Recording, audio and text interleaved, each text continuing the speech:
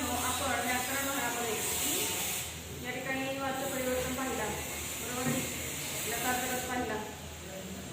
या ठिकाणी आपण व्याकरण आपले जे काय आहे ते आपण पाहिलेले. मागील तासाला वाच्य परिवर्तन हा घटक पाहिला. आता आपण महत्त्वाचा घटक आहे तुमच्या पुस्तकामध्ये. तुम्ही ज्या वेळेला पाठ शिकता, सुभाषित शिकता, बरोबर की नाही, तुम्हाला जेव्हा जिज्ञासापत्र किंवा तुमचा जो अभ्यास आहे म्हणजे थोडक्यात प्रश्न उत्तर आहे, त्यामध्ये प्रश्न असतो बघा, सूचनानुसार कृती करू, बरोबर आहे की नाही. प्रत्येक पाठाखाली तुम्हाला या ठिकाणी हा प्रश्न असतो. मग त्या ठिकाणी प्रत्येक त्या सूचनानुसार कृती कुरुत यामध्ये तुम्हाला एक प्रश्न असतो, त्वांत अव्यय निष्कासय, त्वांत अव्यय योजय.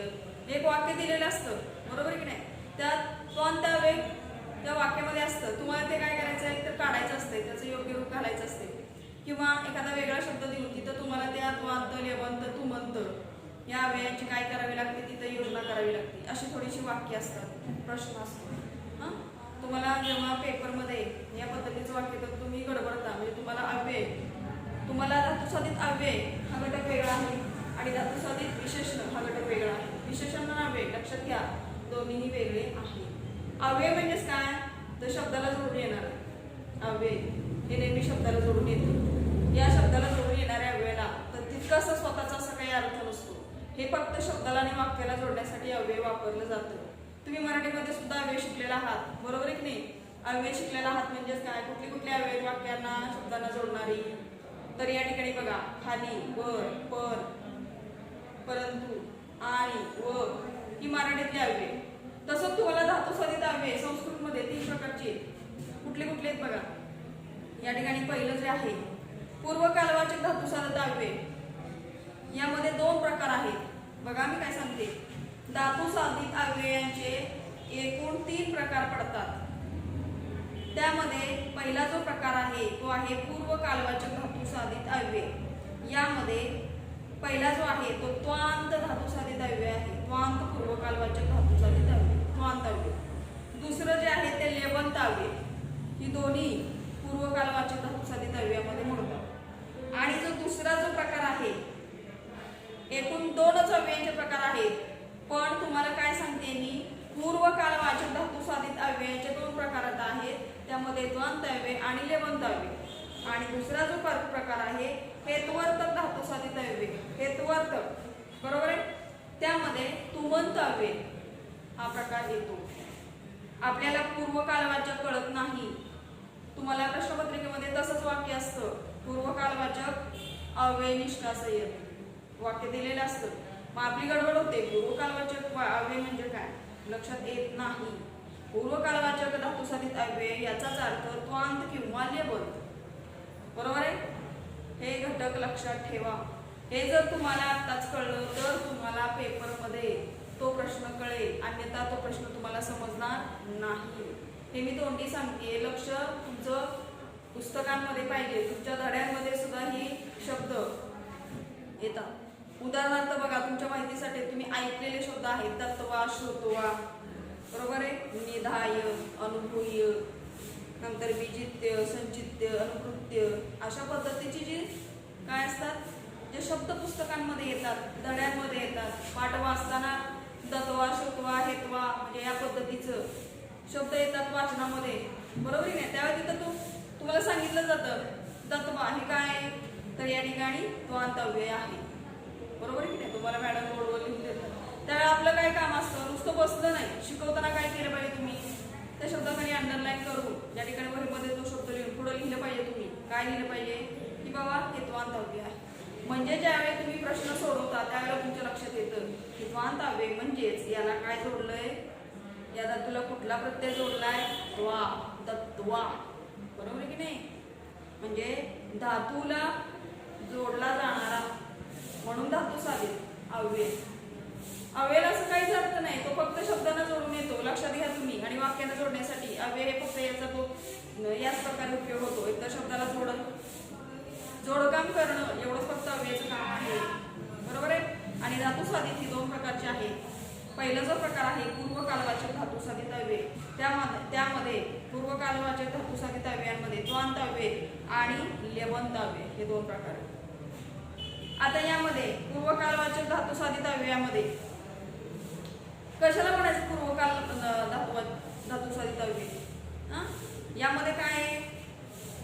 दोन प्रकार आहेत त्वांत अव्यय, बरोबर आहे? धातुसाधित म्हणजे काय? धातूला जोडून येतोय पूर्वकालवाचक शब्द, म्हणजे एक शब्द दिला जातो त्याला त्या अव्यय जोडलेलं जातं, किंवा एक धातू दिला जातो त्याला त्या अव्यय जोडलेलं जातं, म्हणजेच काय? धातुसाधित, बरोबर? म्हणजे हे तुम्हाला त्या वाक्यांमध्ये ते शब्द दिलेले आहेत त्याचं योग्य रूप लिहायचं असतं त्या अव्ययाचं, हे लक्षात घ्या। तुम्हाला आता पहिल्यापासून जे धडे शिकवले त्या धड्यांमध्ये तुम्ही बघा ते अव्यय तिथं आलेले आहेत, त्वांत आलेला आहे, लेबंत आलेला आहे, नंतर तुमंत आलेले आहे। तर आज आपण त्याच्याविषयी माहिती घेणार। तर पहिला प्रकार जो आहे आपला पूर्वकालवाचक धातुसाधित अव्ययामध्ये त्वांत अव्यय। त्वांत अव्यय कशाला म्हणायचं आधी समजून घ्या, नंतर मी सगळं लिहून देणार आहे। फक्त पहिल्यांदा थोडंसं काय करायचंय, लक्ष आपल्या इकडे पाहिजे। त्वांत अव्यय म्हणजेच पूर्वकालवाचक धातुसाधित। आता त्वांत अव्यय कशाला म्हणायचं बघा, उपसर्गरहित धातूंना, उपसर्गरहित धातूंना त्वा असा प्रत्यय जोडल्याने ही रूपे तयार होतात, बरोबर आहे?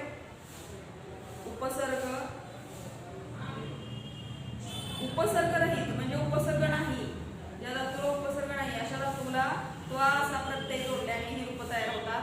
काही धातूंना त्वा पूर्वी ई आगम जोडला जातो, म्हणजे ई जोडली जाते। काही रूपांमध्ये त्वामध्ये त चा ध ध व ढ असा बदल होतो। उदाहरणार्थ भू एक परस्मै भूत्वा, श्रु 5 परस्मै श्रुत्वा, तुष 4 परस्मै तुष्ट्वा, बरोबर? म्हणजे या पद्धतीने ही रूप तयार होतात। त्यज त्यक्त्वा, वंद वंदित्वा, दृष्ट्वा, बरोबर आहे? म्हणजे या पद्धत्वा म्हणजे या पद्धतीने हे काय होतात? अव्यय तयार होतात। तर या ठिकाणी आपल्याला अव्ययांचे दोन जे प्रकार आहेत धातुसाधित अव्यय, यामध्ये पूर्वकालवाचक धातुसाधित अव्यय आणि हेतुवर्तक धातुसाधित अव्यय। मग पूर्वकालवाचक धातुसाधित अव्यय त्वांत मध्ये आता आपण बघितलं त्वांत अव्यय कशाला म्हणायचं? ज्या धातूला उपसर्गरहित धातूला काय प्रत्यय लागतो? त्वा हा जोडल्याने काय होतात? ही अव्यय तयार होतात। एवढं जरी तुम्ही लक्षात ठेवलं, बरोबर की नाही? त्वा हे काय लागतो? प्रत्यय लागतो, बरोबर की नाही? हा प्रत्यय लागतो म्हणून याला काय म्हटलं जातं? त्वांत अव्यय म्हटलं जातं। उदाहरणार्थ भूत्वा, दत्वा, तुष्ट्वा, दृष्ट्वा या पद्धतीने। आता लेबंत अव्ययामध्ये काय होतं? तर उपसर्ग सहित धातूंना, ज्यामध्ये उपसर्ग आहेत, उपसर्ग सहित धातूंना त्वा ऐवजी य प्रत्यय लावून ही अव्यय तयार होतात। य त्वा नाही लागत, तिथं काय लागतोय? य हा प्रत्यय लागतो याला, म्हणजेच काय होणार आहे? उदाहरणार्थ अनु अधिक भू एक परस्मै पद अनुभूय, त्वा लागलाय का? नाही, य हा प्रत्यय इथं जोडला जातो म्हणून याला काय म्हटलं जातं? लेबंत।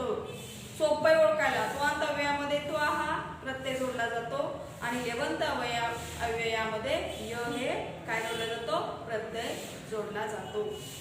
हे दोन्ही प्रकार खूप सोपे आहेत, तुम्हाला पाठाखाली सुद्धा याची उदाहरणं दिलेली आहेत, म्हणून तुमच्या माहितीसाठी सांगितलं। सूचनानुसार कृती करू या प्रश्नामध्ये अशा पद्धतीचा प्रश्न असतो। पूर्वकालवाचक अव्यय निष्कासयत। आता पूर्वकालवाचक निष्कासयत म्हणजे कुठले? तर त्यामध्ये त्वांत अव्यय आणि लेबंत अव्यय, मग ते वाक्यामध्ये कुठलं आहे ते ओळखता आलं पाहिजे आपल्याला। मग तेवढ्यासाठी ही गोष्ट अव्ययांची जे हा घटक जो आहे तो अत्यंत महत्त्वाचा आहे, यामध्ये मुलांना कळत नाही म्हणून हा घटक तुमच्या पुस्तकामध्ये सेपरेट असं दिलेलं नाही, मात्र तुमच्या पाठामध्ये सुभाषितामध्ये ही अव्यय आलेली आहे आणि त्यातली वाक्य सुद्धा आपल्याला सूचनानुसार कृती करू या प्रश्नामध्ये येतात। हे सोडवण्यासाठी सोपं जाण्यासाठी आता हे तुम्हाला दोन प्रकार समजले असतील की त्वांत अव्ययामध्ये काय जोडलं जातं? तर त्वांत हा प्रत्यय जोडला जातो आणि लेबंत अव्ययामध्ये य हा प्रत्यय जोडला जातो, बरोबर आहे? आता तो दुसरा प्रकार आहे हेतुवर्तक धातुसाधित अव्यय। हेतुवर्तक म्हणजेच काय? तुमंत। हेतुवर्तक यातलाच कुठला प्रकार आहे? तुमंत, यालाच तुमंत म्हणतात। तुमंत धातूला तुम प्रत्यय जोडायचा आहे। तुम मचा पाय मोडायचे. तुम हा प्रत्यय जोडला की रूप तयार होतात. कळतंय? कुठला प्रत्यय जोडणार आहात तुम्ही? तुम.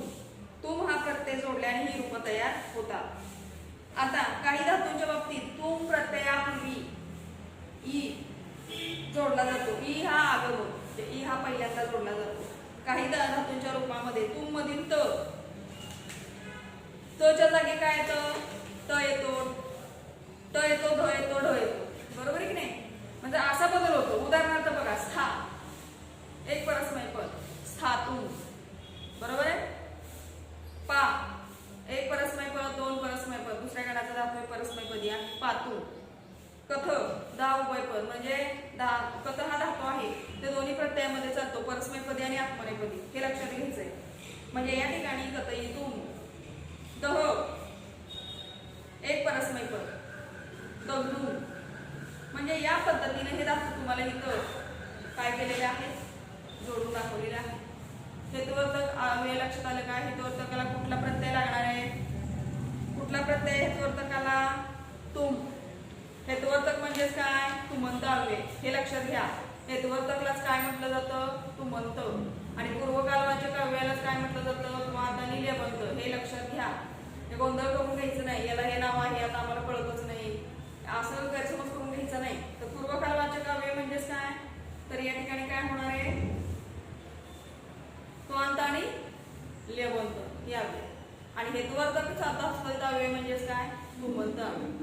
हे एवढं कळलं असेल तर तुमच्या लक्षात येईल. साधी सोपी गोष्ट आहे. त्वांत अव्ययाला कुठला प्रत्यय लागतो? त्वा. लेबंत अव्ययाला कुठला प्रत्यय लागतो? लेबंत. लेबंत अव्ययामध्ये कुठला प्रत्यय लागतो? य. आणि तुमंत अव्ययामध्ये कुठला प्रत्यय लागतो? तुम. हे लक्षात घ्यायचंय. तुम हा प्रत्यय लागतो. कथयितुम, पठयितुम, लिखयितुम. बरोबर आहे? म्हणजे मूळ धातू कुठलाही लिख त्यालाच काय जोडलं? तुम. लिखयितुम, कथयितुम, स्थातुम, पातुम. म्हणजे हे तुम्ही शब्द जेव्हा जसे जसे तुम्ही पाठ शिकाल तसे तसं तुम्हाला त्या पाठांमध्ये या अव्ययांची काय दिसेल? तिथं सगळी अव्यय आलेली दिसतील. त्या पद्धतीनं तुम्ही धातुसाधित अव्यय.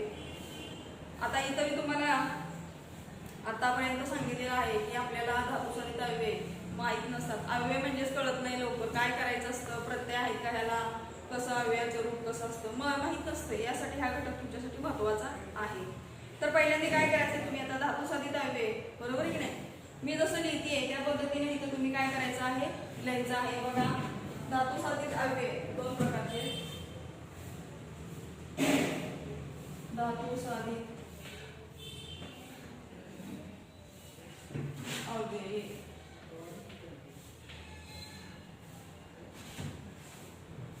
दोन प्रकारचे आहेत.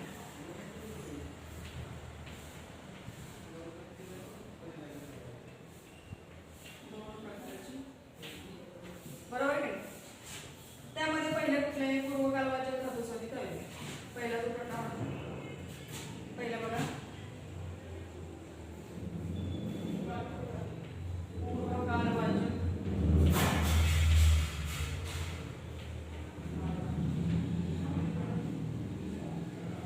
पूर्वकालवाचक धातुसाधित अव्यय.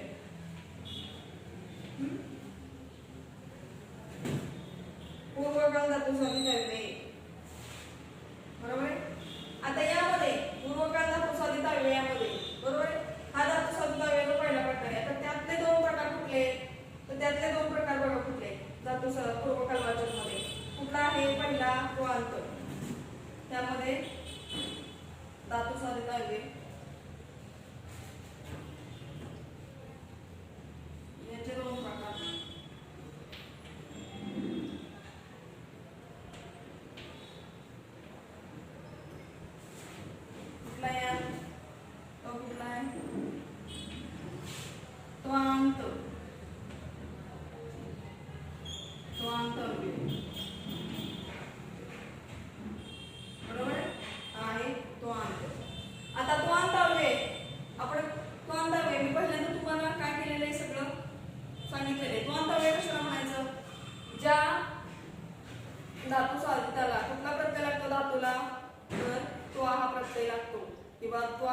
जोडल्याने हे अवयव तयार होतात.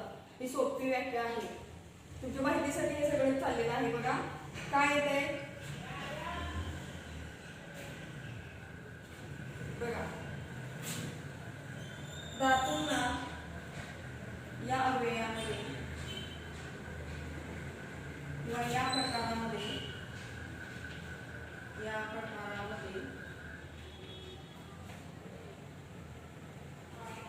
धातूंना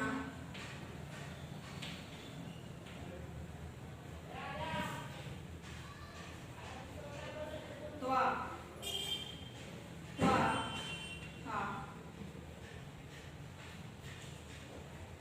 हा प्रत्यय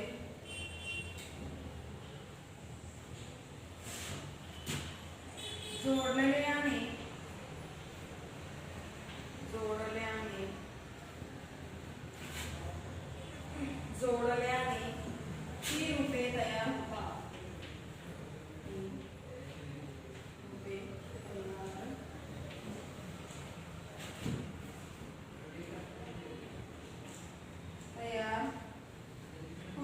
बरोबर.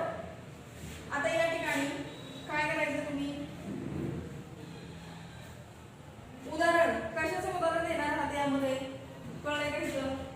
आता तुम्हाला पहिला प्रकार धातू साधित मूळशी किती दोन प्रकारचे. पहिला पूर्वकालवाचक धातू साधित अवयव याचे दोन प्रकार आहेत. त्यामध्ये पहिला तो अंतअवयव.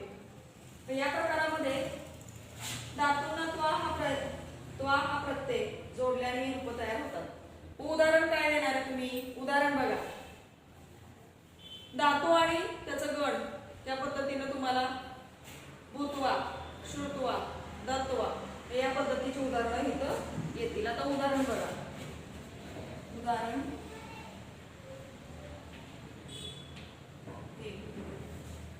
लक्षात घ्या. भुवा धातू आहे.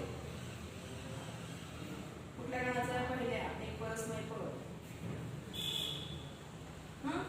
याचं काय होणार आहे भूत्वा. भू अधिक त्वा. बरोबर. म्हणजे काय झालं भूत्वा.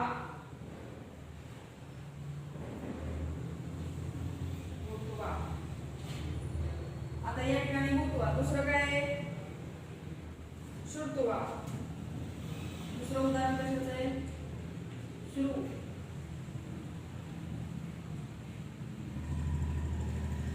पाच परस्मय पद. पाचव्या गणाचा धातू हा श्रु. श्रुत्वा.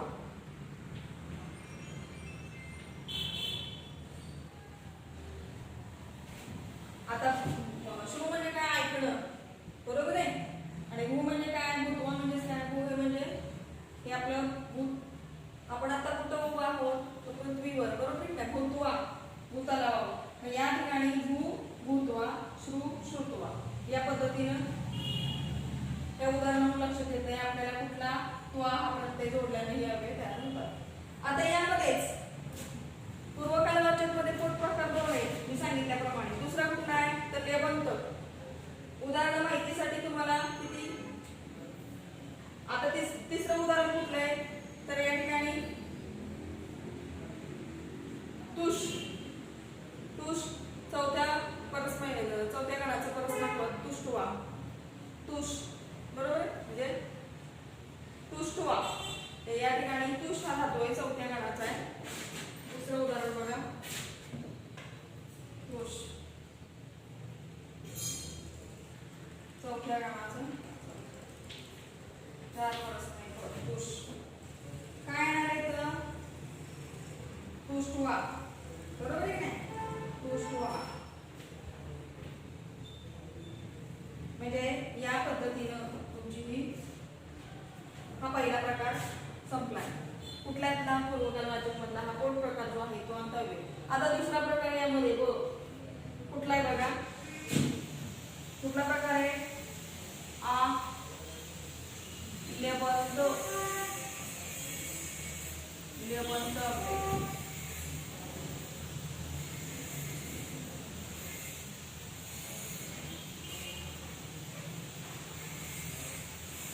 आता लेबंत अवयव कशाला म्हणायचं बघा. लेबंत अवयवामध्ये कुठला प्रत्यय लागतो धातूला तर हा प्रत्यय जोडल्याने हे अवयव तयार होतात. म्हणून याला काय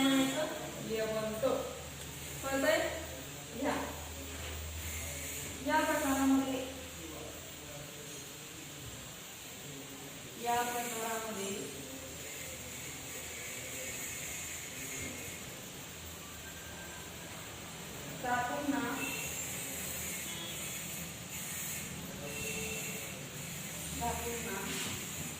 य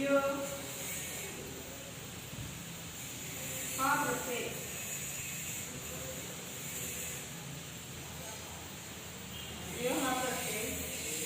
जोडण्याने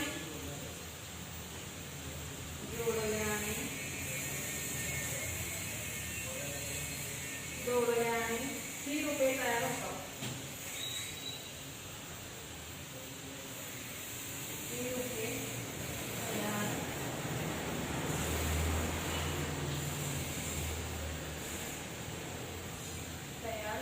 होतात. बरोबर आहे. म्हणून याला काय म्हणायचं तर लेबंत अवयव. आता लेबंत अवयवाचं उदाहरण काय येणार आहे बघा. अणु अधिक भू एक परस्पर पद अणु अधिक भू अधिक य जोडला काय होणार अनुभूय. दुसरं नि अधिक दहा अधिक य निधाय. वि अधिक ज्ञा त्याला य जोडला विज्ञाय. प्र अधिक क्षल त्याला य जोडा प्रक्षाल्य. म्हणजे या पद्धतीने शेवटी काय आलं पाहिजे य आला हे लक्ष द्या. म्हणजेच या ठिकाणी इथं काय य आलेला पाहिजे. म्हणजे कशाला य हा जोडला की रूप तयार होता. हे लक्षात आलंय तुमच्या इथपर्यंत पहा. उदाहरण बघा.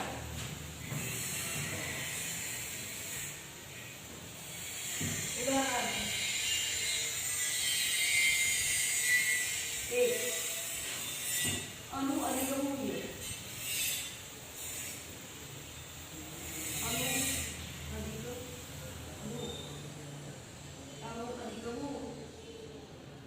कुठल्या गणाचं आहे एक परस्मय पद. काय जोडणार आहे आपण य हा प्रत्यय जोडणार आहे. काय होणार आहे अनुभूय. म्हणजेच काय होणार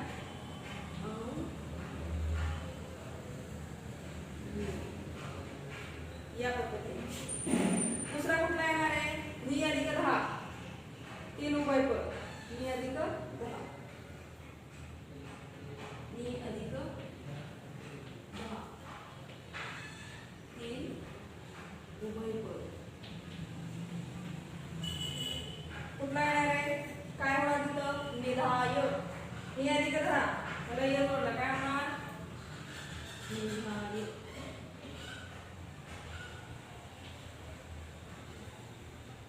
इथे लक्षात इथपर्यंतचा लेवंतचा प्रकार तुम्हाला कळलेला आहे का. लेवंत अवयव म्हणजेच या प्रकारामध्ये धातून य हा प्रत्यय जोडला की रूप तयार होतात. मग या ठिकाणी अनुभूय नि अधिक 10 निधाय कळतंय शेवटी य येते. आणि क्वांतमध्ये कुठलं जोडलंय आपण त्वा हा प्रत्यय जोडलाय. म्हणून भूत्वा दत्वा दृष्टवा या पद्धतीने श्रुतवा. म्हणजे हे तुम्हाला इथपर्यंत भाग कळला. आता यामध्येच कसं रूप असू शकतं बघा. जर या धातूंना बरोबर आहे जर या धातूंना काही वेळेला तो धातू स्वरांत असेल स्वरांत जर असेल बरोबर आहे. स्वरांत म्हणजे काय त्या ठिकाणी ह्रस्व स्वरांत असेल बरोबर की नाही. ह्रस्व स्वरांत म्हणजे या ठिकाणी वि अधिक जी विजित्य बरोबर की नाही. मग ज्या वेळेला स्वरांत धातू असेल त्यावेळेला य ऐवजी त्य हा प्रत्यय लागतो. कुठला लागतो त्य. म्हणून वि अधिक जी एक आत्मनेय पदाचा धातू काय होणार आहे विजित्य. सम अधिक ची 5 उभय पद 5व्या धातूचा 5व्या गणाचा उभय पद परस्मय पद आत्मनेय पद दोन्ही ह्याच्यामध्ये धातू साधतो 5व्या गणाचा. काय होणार आहे संचित्य. अणु अधिक क्रू अणु म्हणजे काय या ठिकाणी आले स्वरांत. शेवटी काय आलाय स्वर आलाय. कसला स्वर आहे धातूला ह्रस्व स्वर लागला की या ठिकाणी काय होतंय तिथं त्य हा प्रत्यय लागला जातो. यामध्येच लेबंत मध्ये बरोबर आहे. म्हणजे हा काय आहे या ठिकाणी तर य आणि त्य काही धातूंना य हा प्रत्यय लागतो. तर स्वरांत जे धातू आहे ह्रस्व स्वरांत धातू असतील तर त्याला कुठला प्रत्यय लागतो त्य. त्य हा प्रत्यय लागतो.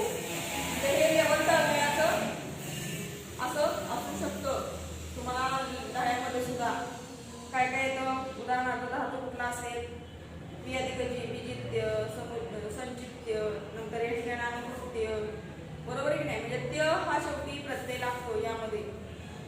म्हणजे या पद्धतीचं य आणि त्य हे दोन्ही प्रत्यय लक्षात ठेवा यामध्ये. कशामध्ये? लेबंदमध्ये. आता थोडंसं याच्या पुढंच काय करायचंय तुम्ही लिहून घ्यायचंय. आता मी इकडे लिहून घ्यायचे थोडंसं. लेबंदच्या खालीच काय येणार आहे? परंतु. इथे लिहा परंतु धातू कसा असेल?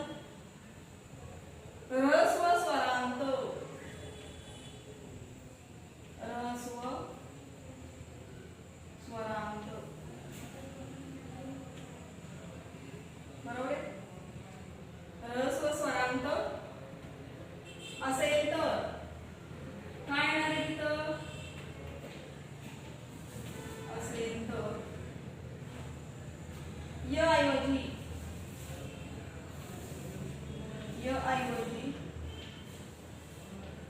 काय येणार?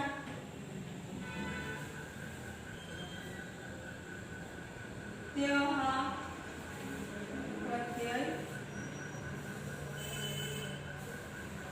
हा प्रत्यय लागतो.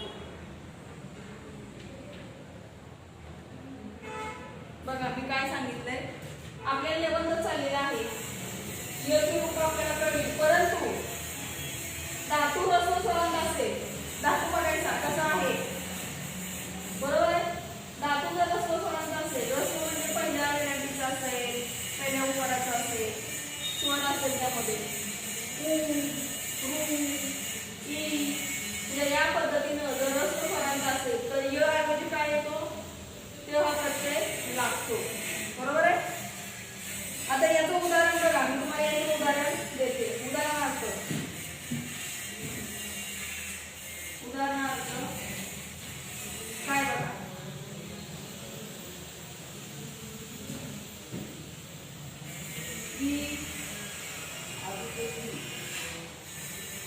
काय एक आत्मने पहिल्या गणाचा दाखवूय. आता या ठिकाणी काय आहे? ह्रस्व स्वरांत आहे. बरोबर आहे की नाही.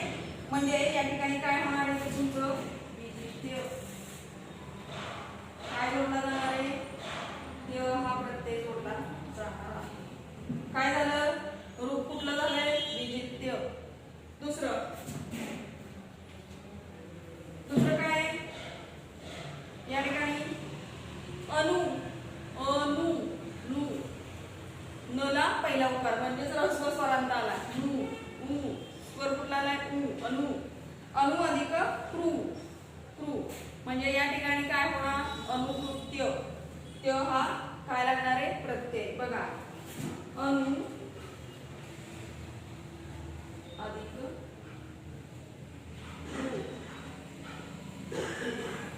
कुठल्या गणाचा राहतो हा अनुकृत्य? 8 उभयपद.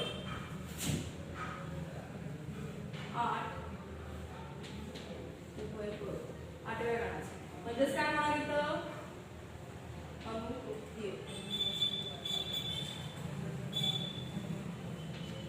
या पद्धतीनं दोन उदाहरण तुम्हाला कळण्यासाठी भरपूर आहेत. पुस्तकामध्ये सुद्धा जेव्हा तुम्ही पाठ वाचत जाल त्यावेळेस सगळ्या गोष्टी तुम्हाला समजतील. कळलेला इथपर्यंतचा भाग हा जरा धातू साधित चा प्रकार जो पहिला आहे पूर्वकालवाचक धातू साधित. त्याचे दोन प्रकार आहेत. कुठला तो आणतो, दुसरा लेवंत.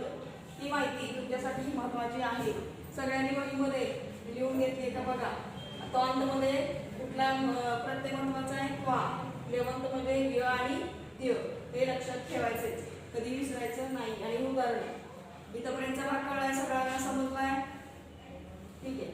आणि तुम्ही जेव्हा अभ्यास कराल, पाठ वाचत जाल, सुभाषित वाचत जाल, त्यावेळेला तुम्हाला काही शब्द श्रुत्वा दिसेल, हत्वा दिसेल, नंतर श्रुत्वा दिसेल, दृष्ट्वा दिसेल, हितवा दिसेल, किंवा अनुकृत्य, समुचित्य किंवा विजित्य. या पद्धतीनं तुम्हाला जे शब्द दिसतील वाक्यांमध्ये ते आले की समजायला. म्हणजे त्या ठिकाणी तुम्हाला कळलं पाहिजे, तुम्ही शोधलं पाहिजे की कुठलं तो आणतंय, कुठलं ते बनतंय. हे तुम्हाला जेव्हा तुम्ही पाठ वाचाल त्यावेळेला कळेल की कुठले कुठले आपल्याला अव्यय शिकवले आहेत. तर इथंपर्यंतचा भाग तुम्हाला कळाला असेल. तर तुम्ही काय करायचे आता, हे दोन प्रकार तुम्हाला कळाले. आता पहिला प्रकार आपण घेतला पूर्वकाळाचा धातुसंधिकाय. ते दोन प्रकार मी आता शिकवले तो आता लिहिले बघ. हे कळलं तुम्हाला, अवघड काहीच नाही. फक्त जेव्हा जेव्हा पाठ वाचाल त्याच्या वेळेला ते शब्द तुमच्या समोर येतील, रूप समोर येतील आणि त्यावेळेला तुम्हाला त्याचा सगळा उलगडा होईल. इथंपर्यंतचा भाग समजलाय का? समजला असेल तर आपण दुसरा जो प्रकार आहे पुढच्या तासाला